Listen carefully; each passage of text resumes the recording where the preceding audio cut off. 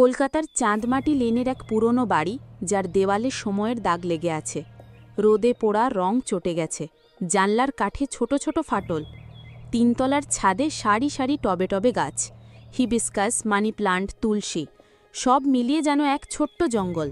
কিন্তু ওই সবুজের আড়ালেই কোণের দিকে বছরের পর বছর জমে থাকা ধুলো আর শুকনো পাতা।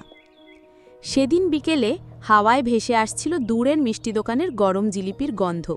15 বছরের রাহুল হাত পা ধুলোয় মেখে ছাদে ঘুরে বেড়াচ্ছিল, যেন গুপ্তধনের খোঁজে নেমেছে। হঠাৎই তার চোখে পড়ল ধুলোয় ঢাকা একটা পুরনো কাঠের বাক্স। বাক্সটার গায়ে অদ্ভুত নকশা আর লোহার তালা, যেন বহুদিন কারোর হাত ছোঁয়নি। রাহুলের হাত কাঁপতে লাগল। এটা কি কেবলই পুরনো জঞ্জাল, নাকি এর ভেতরে লুকিয়ে আছে কোনো শতবর্ষ পুরনো রহস্য? কি আছে সেই রহস্যময় কাঠের বাক্সের মধ্যে? আপনার কি মনে হয় কমেন্ট করে জানান। আর যদি গল্পটা ভালো লাগে তাহলে লাইক এবং শেয়ার করতে ভুলবেন না।